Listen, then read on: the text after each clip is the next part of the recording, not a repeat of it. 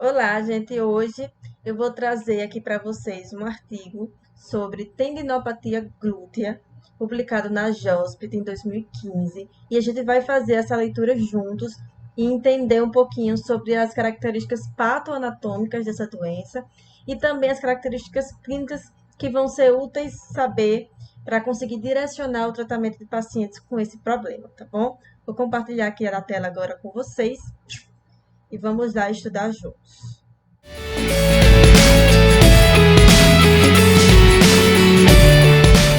Então, esse aqui é o artigo, tá? Que eu comentei para vocês, da JOSPT, de Grimaldi e Fearon, publicado em 2015. E a gente vai fazer agora essa leitura conjunta, tá? Então, ele primeiro começa a destacar aqui o que caracteriza, né, a tendinopatia glútea, como a dor primária, a causa primária, desculpa, das dores laterais do quadril. Então, se o paciente chega com uma dor na lateral do quadril, você pode começar a suspeitar de uma tendinopatia glútea. E ela, obviamente, vai afetar várias esferas do dia a dia do paciente, da qualidade de vida e também, se praticante de atividade física, com certeza vai interferir nos níveis de performance de atividade física desse paciente, né? Normalmente essa dor ela se apresenta na região do trocante maior, que se estende, que desce para a região lateral da coxa, e é muito frequente em mulheres por volta dos 40 anos de idade, tá? Esse grupo da população são os mais atingidos. Então, normalmente, o que é que os pacientes, as pessoas com tendinopatia glútea, elas apresentam de sinais e sintomas? Elas vão relatar dificuldades para andar, tá? Para subir e descer escadas, para sentar, para levantar, vão sentir dor ao deitar em cima, né? Quando fazem decúbito lateral por cima do lado afetado, eles vão relatar essa dor noturna, tá? E muitas vezes eles realmente não conseguem deitar por cima do lado e ficam limitados nas posições de dormir, o que pode também interferir na qualidade do sono do paciente. Então, normalmente são essas características de limitações que os pacientes vão apresentar para vocês, tá? Basicamente, tudo que envolve o quê? A atividade do quadril. Então, andar, a gente utiliza a quadril, a potência do glúteo. Se levantar e sentar, que é o quê? São mini agachamentos, né? Subir e descer escada, a gente precisa para estabilizar o quadril, enfim. Então, são alguns dos movimentos que o paciente vai relatar dificuldade em fazer. Então, ele vai falar aqui um pouquinho sobre a anatomia patológica, né? Sobre o que é que acontece nesse tendão, o que é que os estudos mostram de mudanças dessas estruturas que são acometidas na tendinopatia glútea, tá? Então, ele faz aqui primeiro uma relação da dor do quadril com problemas no ombro, né? No manguito rotador, que essas duas patologias acabam tendo algumas semelhanças em relação às estruturas que são acometidas, né? Assim como no ombro, no quadril a gente vai ter um acometimento de quê? Tendão, buça, osso, a gente vai ter mudanças estruturais, mudanças patológicas nessas estruturas.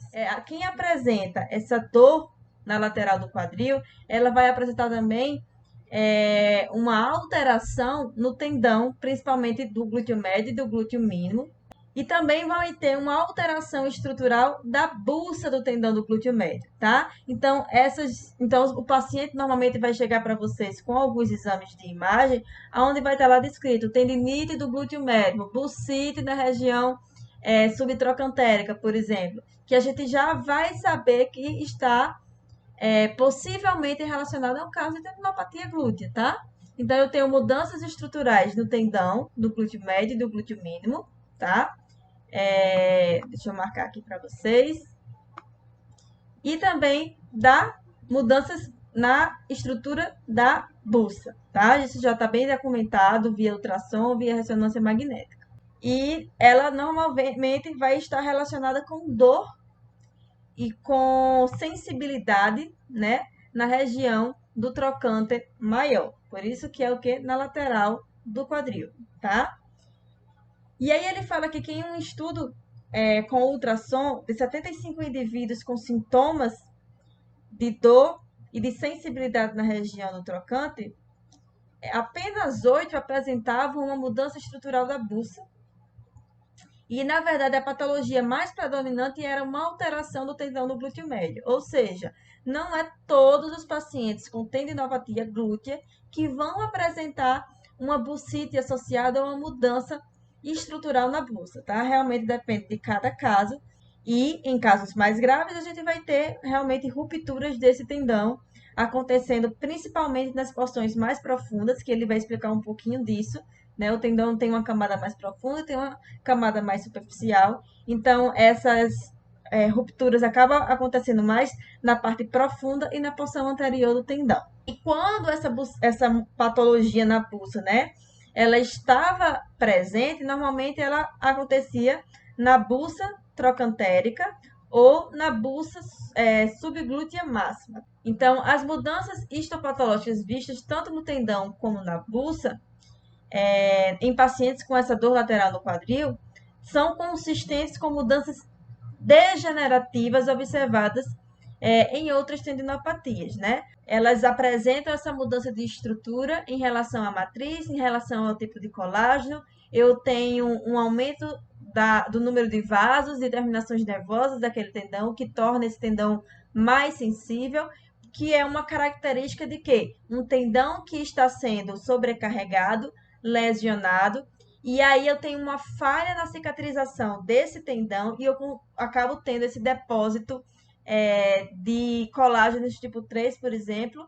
Normalmente a gente tem colágeno tipo 1 nos tendões, então tem um depósito de colágeno tipo 3, que é um colágeno menos resistente a essas forças de tensão e, portanto, menos eficiente para a estrutura do tendão. Então, agora aqui ele vai abordar quais são os principais fatores de risco, né? E a gente precisa estar atento nos fatores de riscos principalmente modificáveis.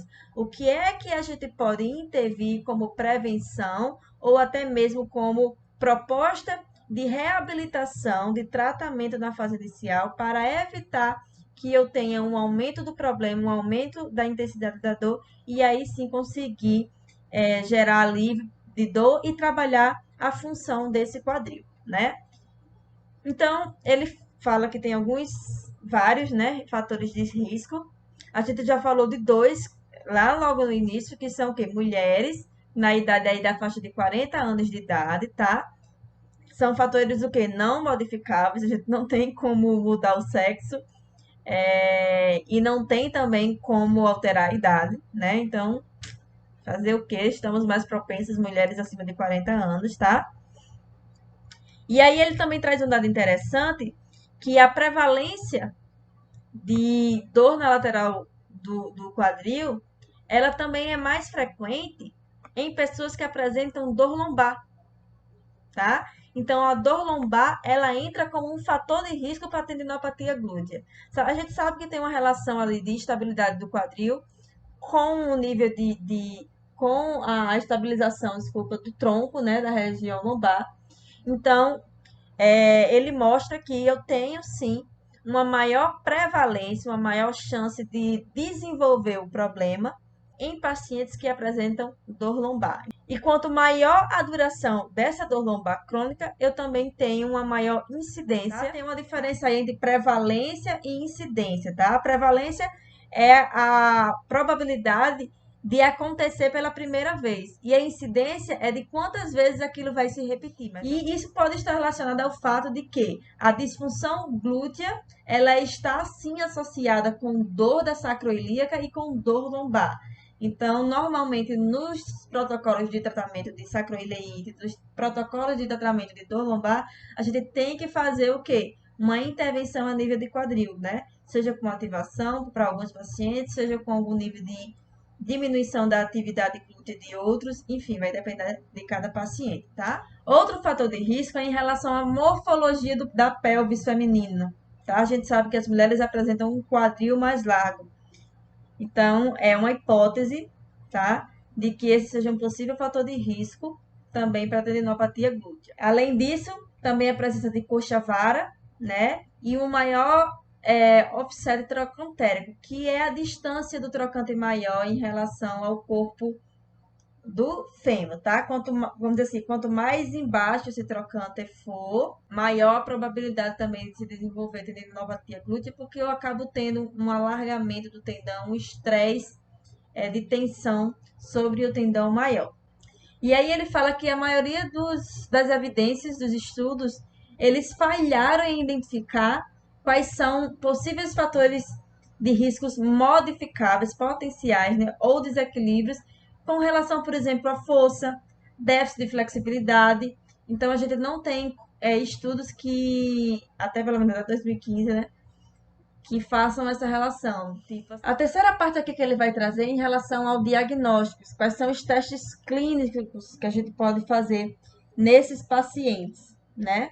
O que é que a gente precisa fazer também de diagnóstico diferencial? Enfim, vamos agora saber, tá? O diagnóstico dessa patologia, ela pode ser bem complicadinha, tá, gente?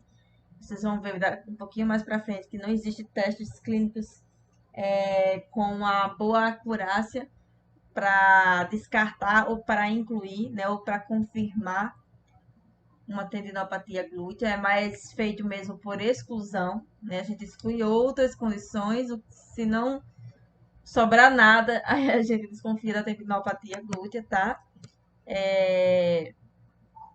E aí a gente precisa primeiramente fazer um exame completo do quadril, um exame completo da coluna, saber se tem se essa dor na lateral do quadril, por exemplo, pode ser devido a uma compressão das raízes nervosas do plexo lombar, por exemplo, né, uma radiculopatia lombar que mimetiza, né, essa dor na lateral do quadril, dependendo do nível da compressão nervosa. A sacroileíta ela também pode referir uma dor na lateral do quadril. Uma growing pain também pode gerar uma dor na região lateral do quadril. Enfim, então a gente tem que fazer a exclusão primeiro dessas condições para a gente saber se a gente está realmente diante de um caso de tendinopatia glútea, porque a gente sabe que o tratamento também vai ser específico para cada condição, né? Então, a próxima etapa aqui é em relação ao diagnóstico, né? Em relação aos testes clínicos. Será que a gente tem testes com boa acurácia para determinar a tendinopatia glútea ou não? Então, a resposta é que a acurácia dos testes não são lá essas coisas todas, tá? E normalmente a gente faz o diagnóstico da tendinopatia glútea por exclusão, tá? A gente vai excluir outros problemas na região do quadril, na região da lombar, na região da sacroiliaca. E se não sobrar nada, aí a gente pensa em tendinopatia glútea.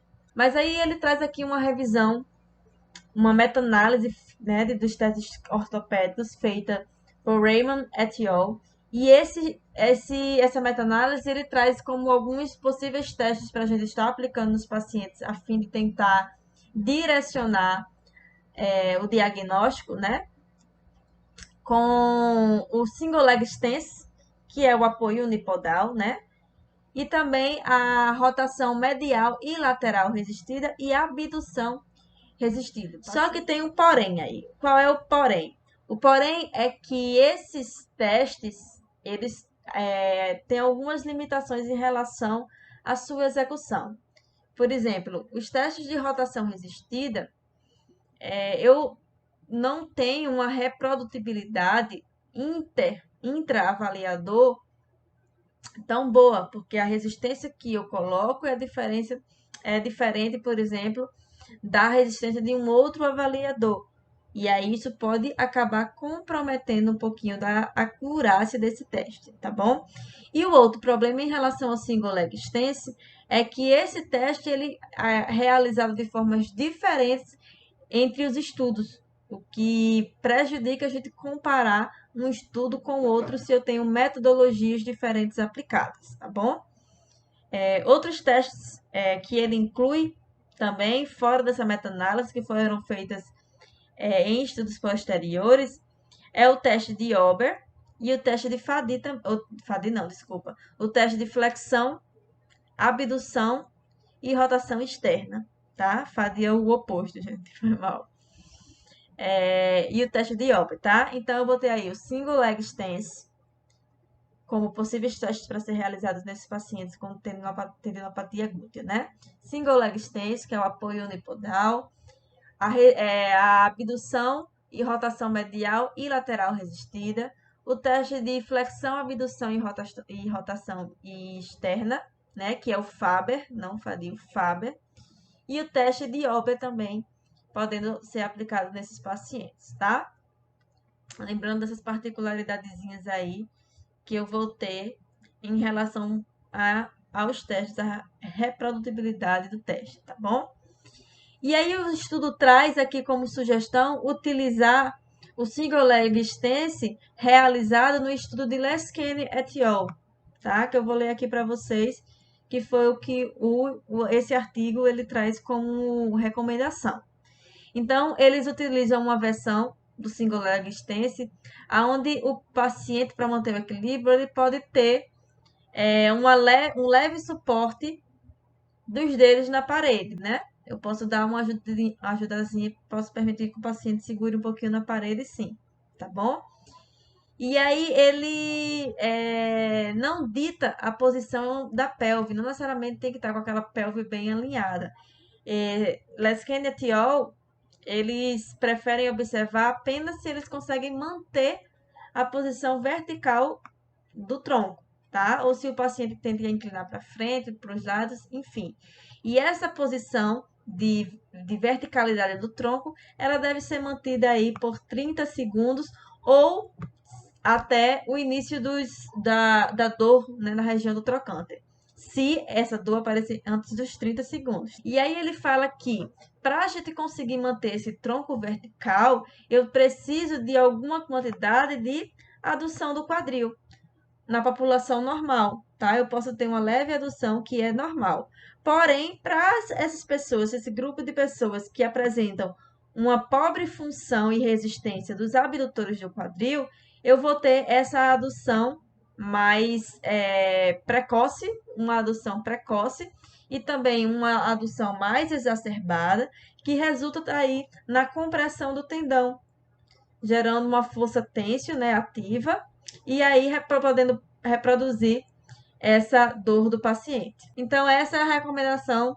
Dentre as variáveis formas de fazer o single leg stance, ele recomenda a realizada pelo Leskene et al. O próximo ponto aqui que ele vai trazer é em relação aos mecanismos patológicos na tendinopatia glútea, que é muito similar a outras tendinopatias, né? Eu tenho um aumento de cargas de tensão, de cargas transversas, que são cargas de compressão. A gente vai falar bastante sobre essas duas coisinhas, tá? Mas a maioria dos casos eu tenho uma combinação desses dois fatores, né? De cargas compressivas e cargas de tensão, tá bom? E esse excesso de cargas, né? Seja de compressão como de tensão, elas vão gerar uma degeneração, uma degradação da minha matriz, como a gente falou, como a troca de fibras de colágeno 1 pela 3. E essa fibra de colágeno 3, ela acaba reduzindo a minha capacidade de suportar tensões, né? O que predispõe ao quê? A ter uma ruptura do tendão, mesmo quando expostos em cargas de tensão baixa. Ou seja, eu tenho o meu tendão normal, sadio, que está sendo exposto a uma repetição, uma intensidade grande de forças compressivas e de forças de tensão. Ao longo do tempo, eu vou tendo uma degradação desse tendão, uma mudança estrutural, e esse novo tendão, vamos dizer assim, ele é um tendão pouco resistente, tá? Então, quando mesmo exposto em cargas baixas, ele vai estar propenso a romper, por exemplo, tá? E aí ele fala que essas sobrecargas excessivas de tensão, que a força de tensão basicamente é a força que o tendão sofre, por exemplo, quando o músculo contrai, né? Eu tenho um puxão, o músculo contrai, e eu tenho um alongamento, um puxão, vamos dizer assim, em palavras mais simples, desse meu tendão, tá?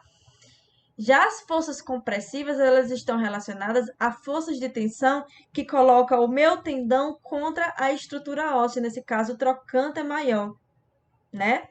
E aí eu tenho esse cisalhamento entre tendão e osso, né? Esse imprensamento, tá? Então, em palavras simples, as forças de tensão estão relacionadas ao puxão do tendão e as forças de compressão estão relacionadas com esse imprensamento, vamos dizer assim, né? Esse cisalhamento entre tendão e osso, tá?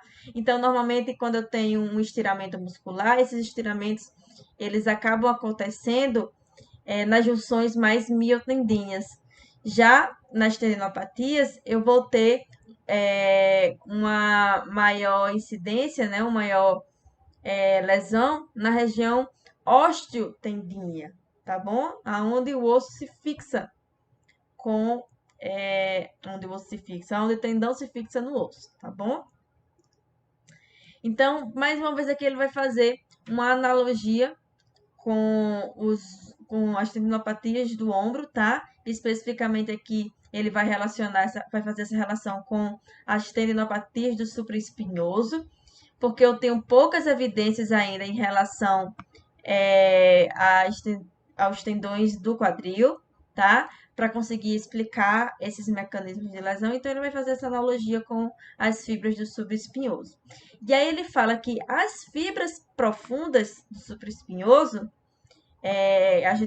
comentei para vocês um pouquinho atrás, de que eu vou ter uma camada de fibras mais superficiais e uma camada de fibras mais profundas.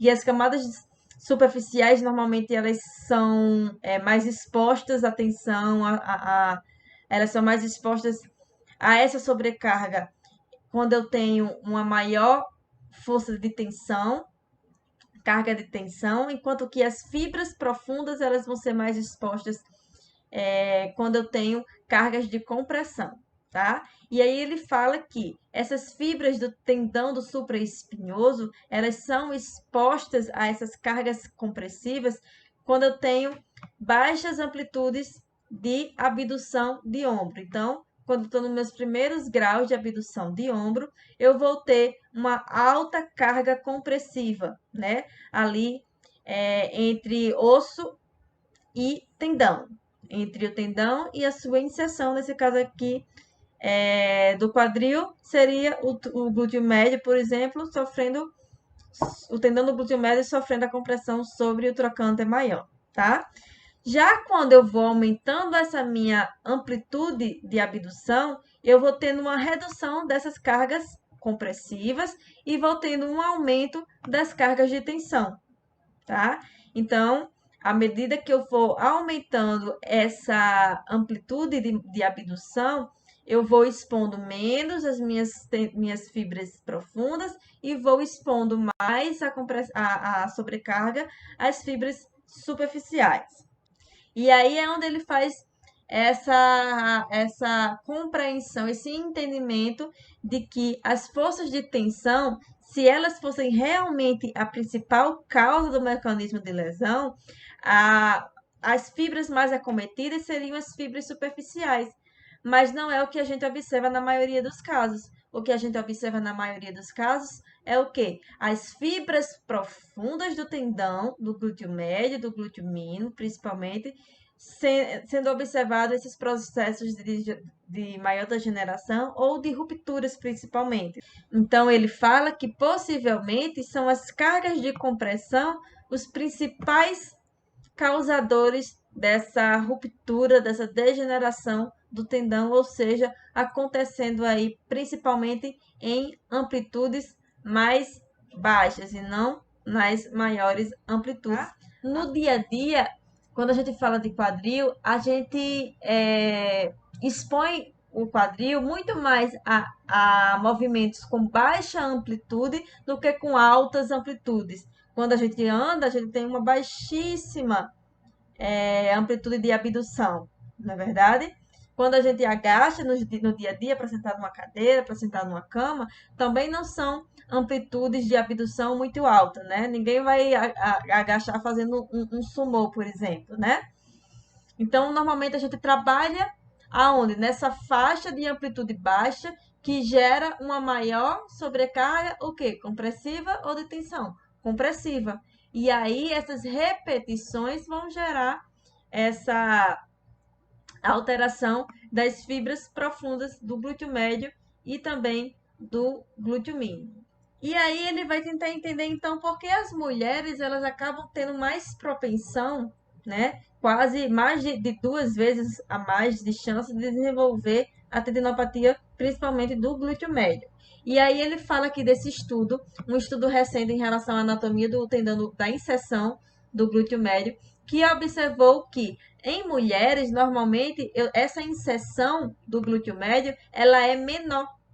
E aí, essa menor inserção acaba interferindo na capacidade de dissipação dessas cargas de tensão, o que diminui a eficiência mecânica, tá? Então, se eu não dissipo bem a carga, eu tenho uma maior concentração na região.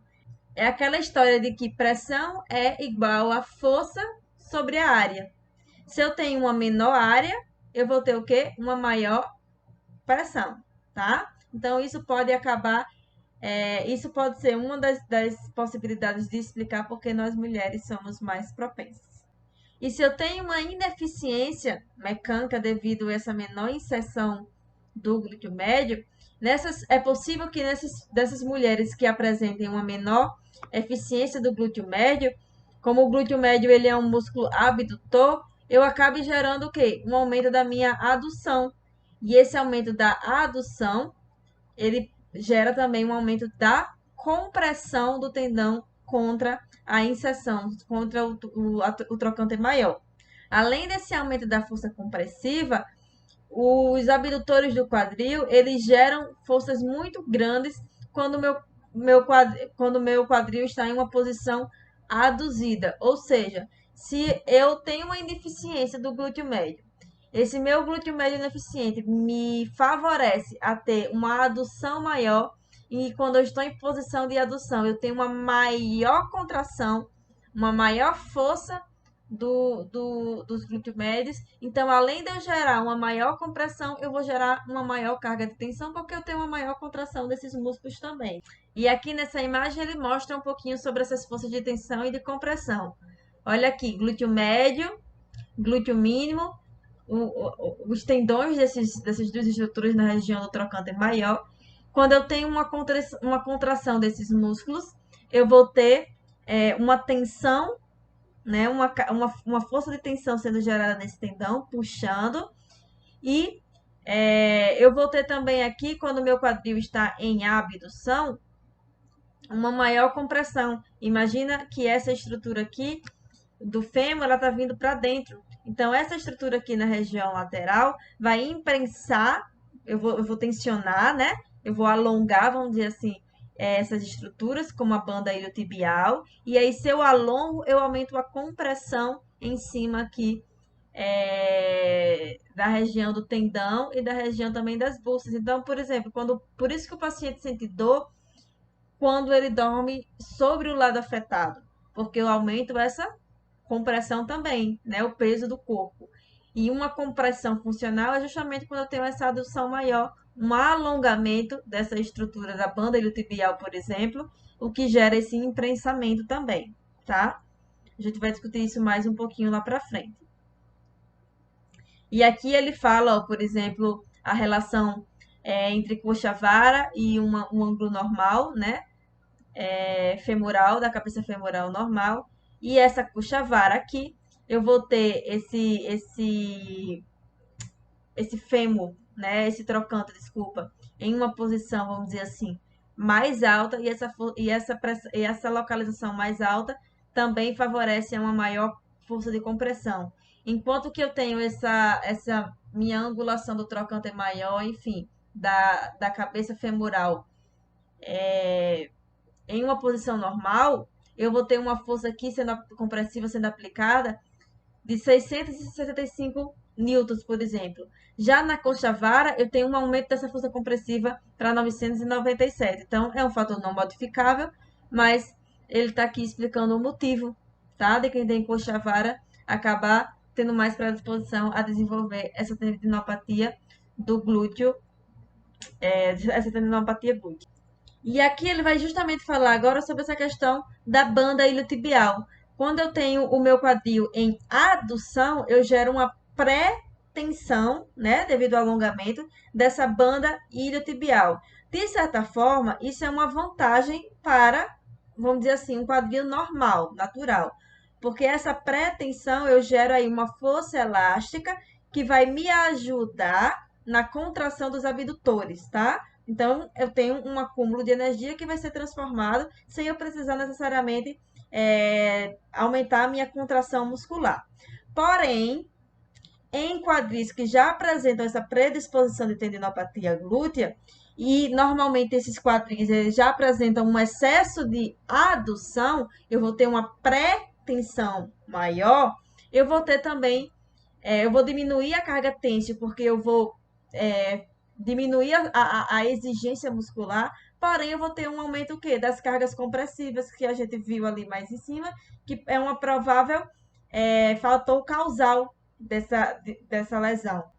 E daí, lá nos testes clínicos, eles falarem sobre o teste de Ober, que o teste de Ober é aquele teste que o paciente fica em decúbito lateral e a gente avalia qual é o nível de flexibilidade dessa banda iliotibial. Se eu tiver essa banda iliotibial mais tensionada, eu já sei que esse vai ser uma provável abordagem que eu vou ter em reduzir essa, em melhorar, diminuir essa rigidez, desculpa, e melhorar essa flexibilidade da banda iliotibial, porque banda iliotibial tensionada, rígida, ela pré-tensionada também, ela favorece o quê? Uma maior carga compressiva e eu preciso diminuir essa carga compressiva no quadril do paciente.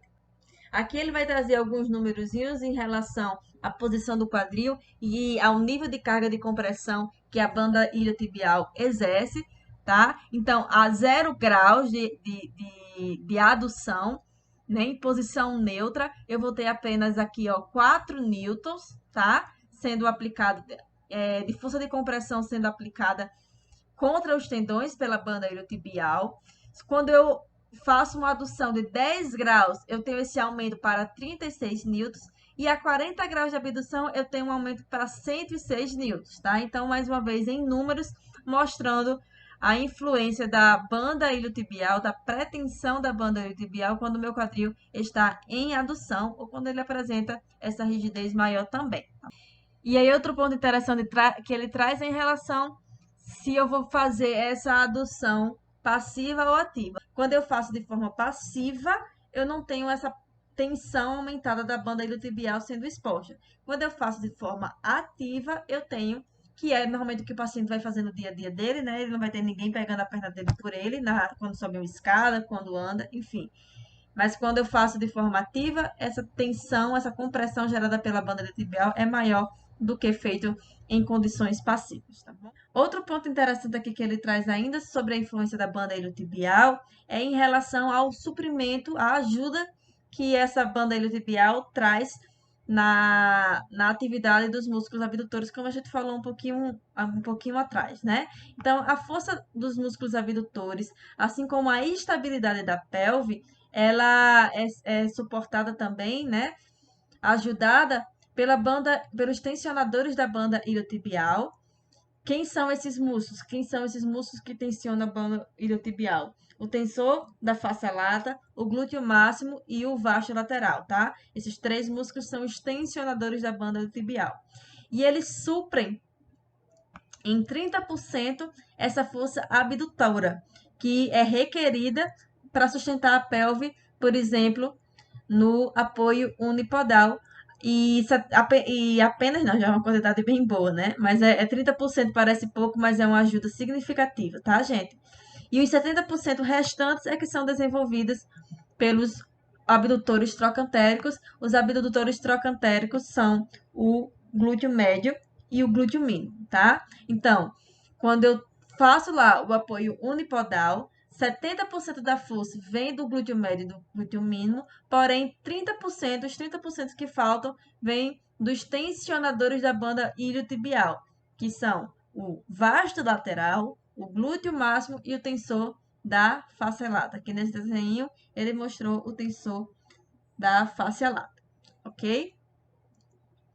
E aí, quando o glúteo médio, os estudos mostraram que quando o glúteo médio ele é ativado sozinho, ele é insuficiente mecanicamente para gerar uma força adequada para resistir à adução do quadril durante o single leg, tá? Extenso, enquanto o apoio unipodal. Ou seja, só com esses 70%, o glúteo médio e o glúteo mínimo não conseguem manter essa estabilidade da pelve para resistir a essa adução. É necessário esses 30%, tá bom? Para vocês verem que 30% não é qualquer coisinha. É bastante coisa e faz toda a diferença.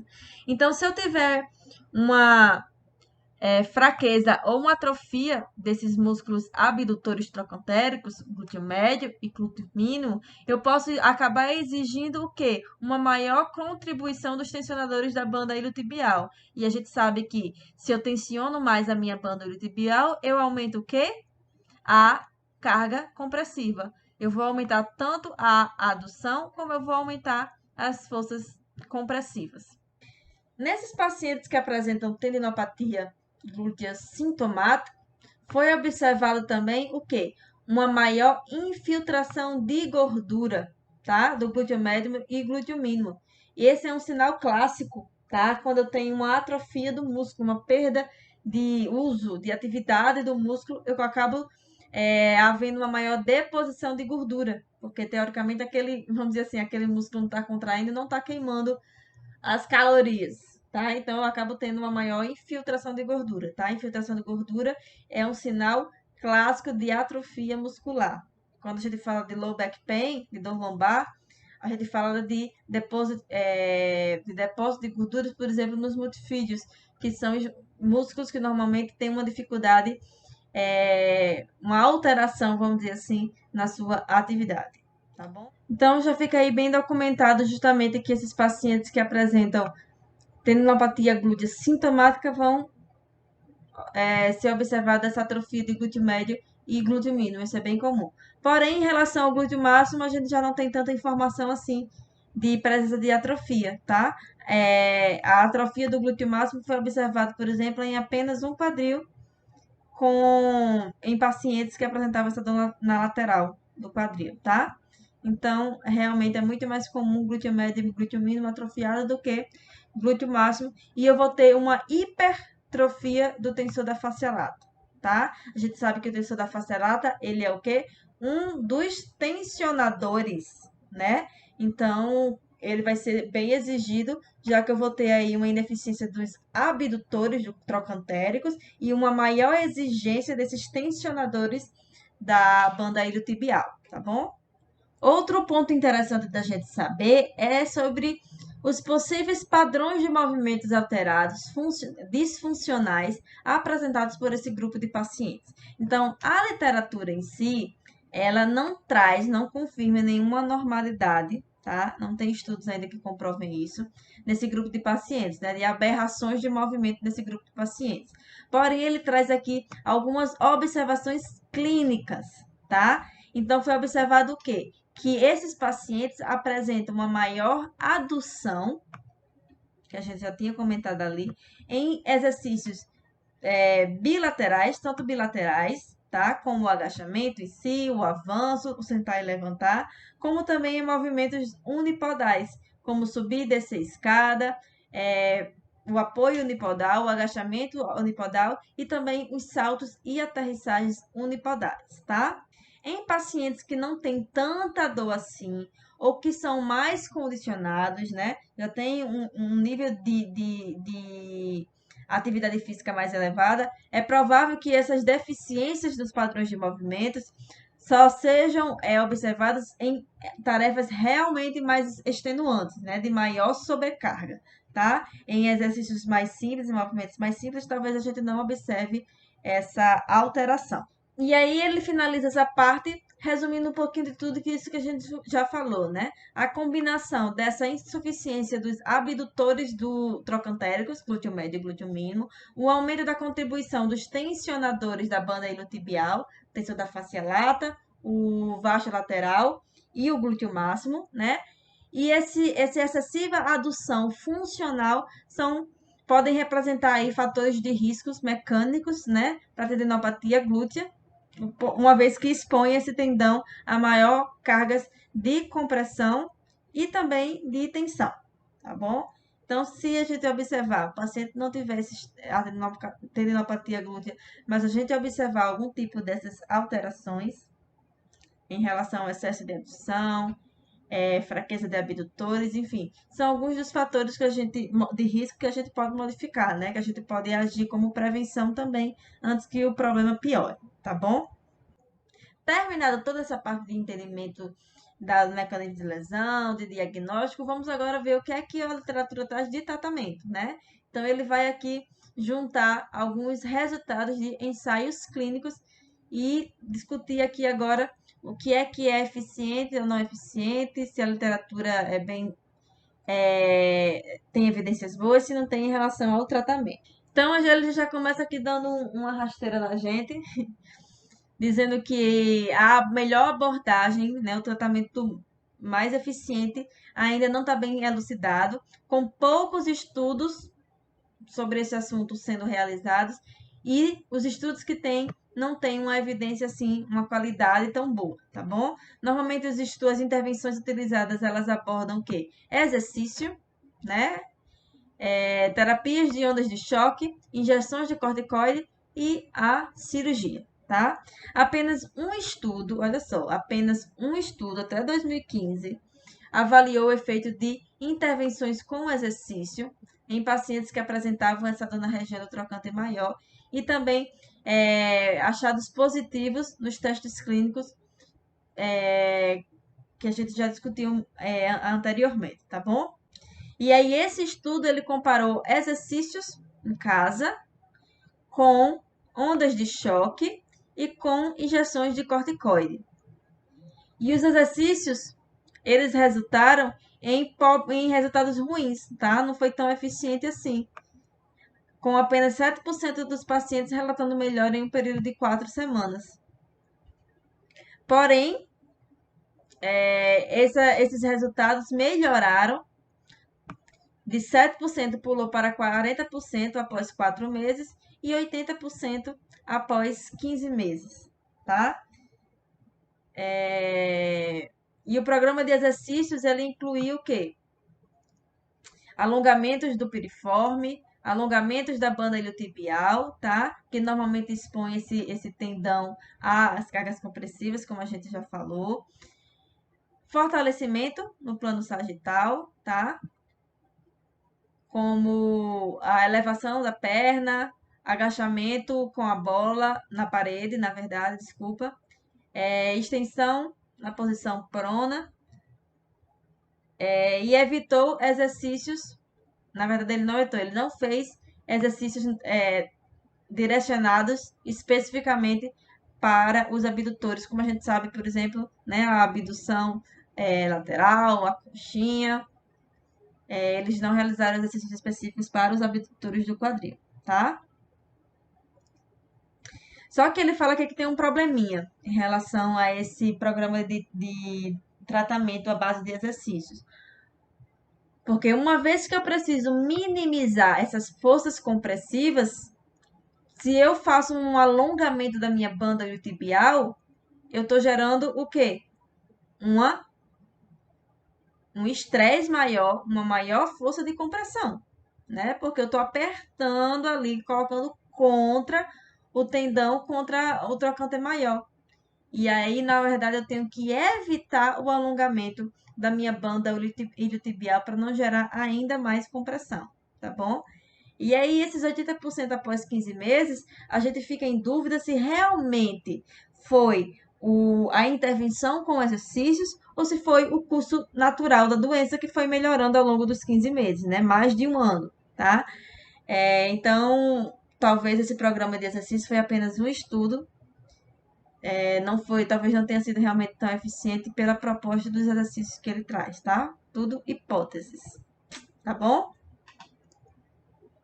Já os participantes que foram para o grupo de ondas de choque, eles também não tiveram um resultado tão bom com 4 semanas, com apenas 13 pacientes observando algum tipo de melhora, tá? Mas 68% melhoraram com 4 meses e 74% melhoraram com 15 meses. Já em relação às injeções com corticoides, foi observado um alívio moderado no período de 4 semanas, tá? Com 72 a 75% dos pacientes com dor lateral do quadril observando melhora, tá? Porém, essa melhora, ela decai no período de 3 a 4 meses para 41 a 55%. E em 12 meses já não foi observado nenhum tipo de diferença entre os grupos que receberam injeção e não receberam. Então, talvez, como abordagem inicial, a gente possa ter, além da fisioterapia, as injeções de corticoide para gerar mais alívio em dor. A gente sabe que a dor, a presença de dor, ela inibe também a atividade muscular, né? Então, se eu conseguir diminuir, melhorar essa dor do meu paciente, eu vou conseguir também melhorar a atividade muscular. Em relação às cirurgias, elas normalmente são reservadas para casos mais crônicos ou severos da patologia, tá? A primeira opção realmente é o tratamento conservador. Pronto. E aí, quais são uma proposta de estratégia de tratamento para esses pacientes? Vamos lá. Primeiro, esse manejar, né, controlar melhor essa sobrecarga, reduzindo, por exemplo, as forças de compressão. E como é que ele sugere fazer isso? Por exemplo, minimizando posições ou atividades que exijam dessa banda iliotibial, que exijam e gerem uma maior força de compressão, tá? Por exemplo, pedir para esses pacientes evitarem posições de o quê? De adução do quadril, tá? Como se ficar em pé, apoiado em um quadril só, né? Fazendo o apoio unipodal, evitar cruzar as pernas, evitar sentar com os joelhos cruzados ou com os joelhos muito juntos, tá bom? Então, obviamente, esses não é para dizer para o paciente que isso é perigoso ou que ele nunca mais vai poder fazer isso. Mas nesse momento de dor, nesse momento mais agudo, para a gente iniciar e conseguir fazer com que esse paciente avance, a gente vai precisar diminuir essa sobrecarga, tá? Se é um paciente que passa não sei quantas horas sentado com as pernas cruzadas e a gente só passa 1 hora com ele fazendo o tratamento, obviamente o time contra tá vencendo, né? Então, se a gente conseguir minimizar isso, melhor, tá bom? Outra mudança que a gente pode orientar o paciente a fazer é em relação às posturas de dormir, tá? Normalmente as posturas laterais, que ele traz até aqui nesse quadril, nessa posição que a paciente está, eu estou gerando aqui. Se o paciente, primeiro, estiver dormindo com o lado sintomático para baixo, eu estou gerando uma força de compressão, né? A gente já viu isso. Se o paciente dormir com o lado sintomático para cima, porém nesta posição com o joelho baixo aqui, eu tenho um alongamento, estou fazendo a adução do quadril. Então, se o paciente passar horas desse jeito, são horas de adução, horas de tensão, de alongamento da banda iliotibial, e isso vai gerar também uma carga de força-compressão. Então, pedir para o paciente não dormir sobre o lado afetado, dormir com esse lado, se for dormir de lado, com esse lado para cima, mas com os travesseiros entre as pernas, a fim de elevar esse joelho e diminuir essa posição de adução, ok? E uma outra sugestão é dormir de barriga para cima, tá certo? Aqui de barriga para cima eu não tenho compressão, de lado com os travesseiros entre as pernas eu tenho uma diminuição da compressão, e nessa posição aqui que ele tá, gente, alta compressão, tá bom? Então, uma estratégia também é pedir para ele fazer esses ajustes na postura de dormir, ok? A gente deve evitar também o alongamento, né, em posturas de adução, tanto com quadril em flexão como extensão, porque aí eu vou ter tanto força compressiva como força tênsio também. Isso deve ser evitado, tá bom? Esse não alongamento, na verdade, já é uma recomendação em tendinopatias no geral, tendinopatias de Aquiles, tendinopatias dos isquiotibiais, né? Proximais, região proximal, enfim, tá bom? Evitar. Mas aí, como é que eu posso fazer esse relaxamento, vamos assim dizer, da banda iliotibial, né? E dos tensionadores também da banda iliotibial? Ele sugere aqui você utilizar massagem, né? Terapia manual e técnicas de agulhamento, tá? Para tentar fazer essa liberação, que não é liberação, né? Para manipular esses tecidos moles. Outro ponto que a gente precisa observar são os padrões de movimentos, se eu tenho disfunção nesses padrões. Se eu tiver, eu vou ter que corrigir esses padrões, e os padrões não são corrigidos com fortalecimentos, né? Porque meu músculo está mais forte, que padrão de movimento vai ser corrigido, tá? Padrão de movimento, a gente precisa corrigir realizando um movimento, ele é tarefa dependente. Então, eu posso ter, por exemplo, um paciente que apresenta um momento de adução maior num single leg squat, né, no agachamento unipodal, mas ele não vai apresentar isso na posição bilateral, de agachamento bilateral, ou na posição de avanço. Enfim, eu posso ter isso. Então, eu tenho que direcionar especificamente para a tarefa que apresenta aquele movimento disfuncional, tá bom? E é independente de fortalecimento. A gente está falando aí de estratégias de movimento que o corpo vai escolher para realizar aquela tarefa, independente da força que o músculo tenha, ok? Então, a gente tem que treinar, retreinar o movimento do paciente. Obviamente, nesse período também a gente tem que educar o paciente a evitar movimentos, atividades físicas, né, que possam agravar essas compressões, então, que apresentem ciclos muito grandes de encurtamento e de alongamento, né? Se o paciente, por exemplo, é corredor, ele apresenta um excesso de adução durante a corrida, talvez a gente tenha que limitar essa atividade momentaneamente, tá? Nada de dizer que o paciente nunca mais vai fazer determinada tarefa, tá, gente? Só que talvez ele não esteja apto naquele momento para desenvolver aquela atividade. E isso, a gente sabendo conversar com o paciente, a gente não assusta, a gente não desestimula, e melhora a alta eficácia do paciente e a aceitação em relação ao tratamento também, tá bom? Outro ponto que ele traz aqui é em relação aos exercícios isométricos, que é muito bom para esses tipos de pacientes com tendinopatias, uma vez que os estudos já mostram que as contrações isométricas sustentadas, elas têm um bom papel em gerar analgesia, tá? Elas estimulam as vias de inibição da dor descendentes, e isso vai gerar, sim, um alívio da dor, uma analgesia. Contrações sustentadas de baixa intensidade são mais eficientes para aumentar esses limiares de dores, ou seja, né, assim vai produzir analgesia, o paciente vai demorar mais a sentir dor, do que contrações muito fortes, tipo 80% da carga máxima, tá? Baixa carga.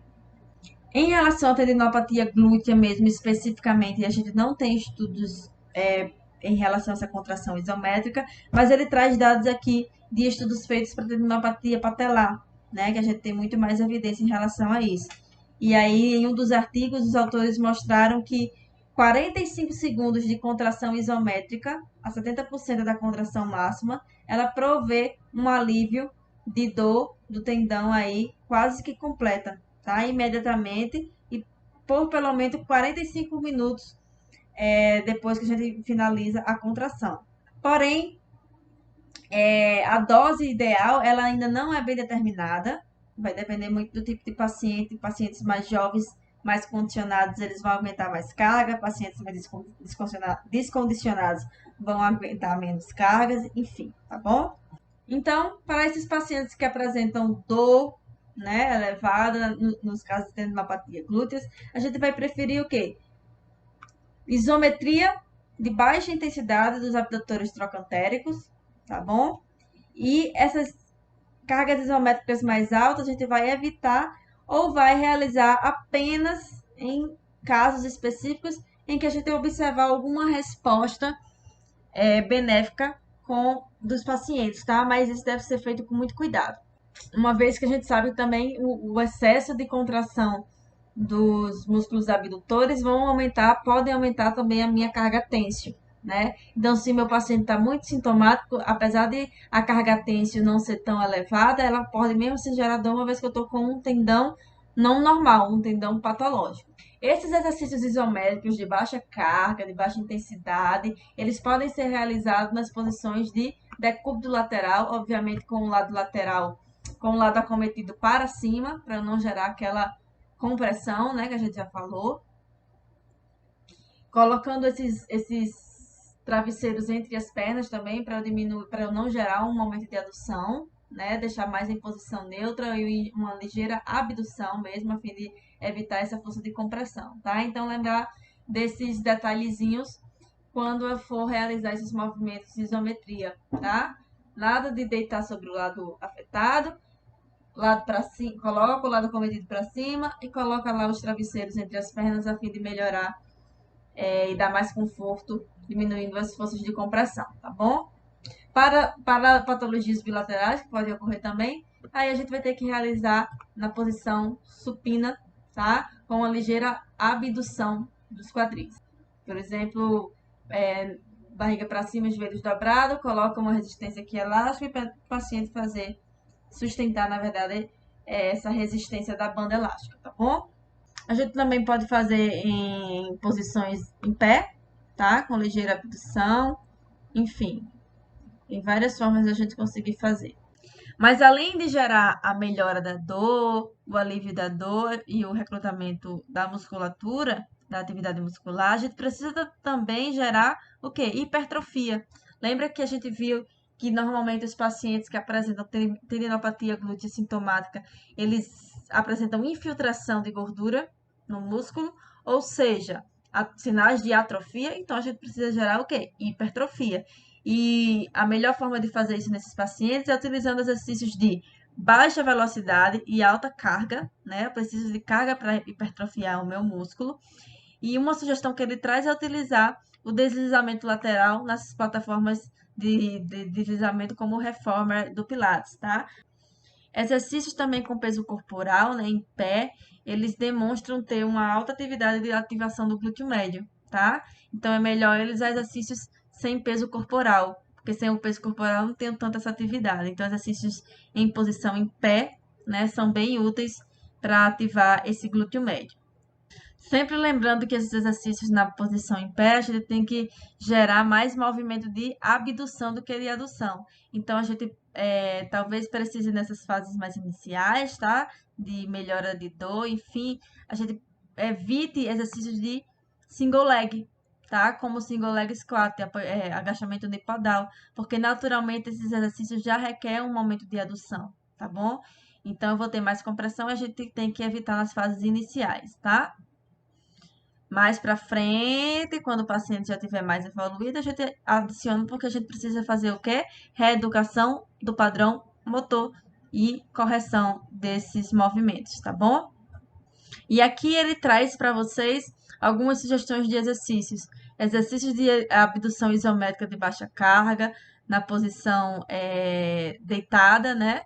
Supina com a resistência aqui da banda entre os joelhos, na posição lateral, né, levando o quadril em abdução, e na posição em pé também, né, abrindo vamos dizer assim, né, abrindo as pernas. Aqui, sugestões de exercícios de abdução de baixa velocidade e alta carga, que é justamente para aumentar o quê? O recrutamento, a hipertrofia, né, dos abdutores. Aqui no Reformer do Pilates, fazendo esse deslizamento lateral, tá? Aqui associando com o agachamento, por exemplo, vocês podem adaptar isso em uma superfície mais de deslizamento mesmo no chão, enfim. E nesse último, algumas alternativas para eles fazerem em casa. Por exemplo, o andar lateral, né? Com o tronco elevado, dar passos para o lado. Eu vou estar gerando aí o que? A abdução do quadril. Então, eu vou estar ativando também mais os meus músculos abdutores. E aqui com resistência fazendo o deslizamento lateral, tá? Então, eu estou fazendo o deslizamento lateral da minha perna direita, ou seja, sempre em abdução. Quando for para a adução, pede para o paciente fazer sem muito esforço, para não gerar uma maior pretensão da banda iliotibial também, tá bom? Sempre do neutro para a abdução. E aí ele recomenda fazer um monitoramento de 24 horas e observar se teve algum tipo de mudança. Se por acaso o paciente relatar que à noite ele teve um, um aumento de dor, significa que a gente precisa ajustar o exercício. Se ele não tiver nenhum tipo de dor, a gente pode ou manter ou pensar em evoluir os exercícios, tá bom? Mas sempre ficar ligado na resposta que o paciente tem após a sessão para saber e ajustar direitinho essa questão da tolerância do paciente ao exercício, para também o paciente acabar não se afastando, não desistindo do tratamento, porque me faz doer mais, tá? Então a gente tem que respeitar esses limites a fim de aumentar a aderência do paciente também, a adesão do paciente também ao tratamento. E como a gente já falou, retreinamento também do movimento, né? Observar quais são as tarefas que ele faz com mais dificuldade, que apresenta maior adução, qual é o esporte que aquele paciente, se for ativo, pratica, e em cima disso a gente conseguir corrigir os movimentos que podem apresentar algum tipo de alteração, tá? Lembrando que esse padrão de movimento ele independe da força que a gente adquire no músculo, tá? Eu posso ter pacientes com muita força e ainda assim apresentar um movimento disfuncional, porque a gente tem que fazer uma reprogramação central mesmo, a fim do cérebro montar uma nova estratégia de movimento que seja mais eficiente. Então, gente, é isso que eu queria trazer para vocês. Um artigo bem legalzinho, um pouquinho longo, né? Falo bastante, mas assim, bem interessante da gente entender como as coisas funcionam. Quando eu li esse artigo, teve coisas novas para mim também, que fiquei muito feliz em ler, em conhecer. E espero que vocês tenham gostado. E na próxima semana a gente vai discutir mais um novo artigo, então fique ligado, tá bom? Até lá!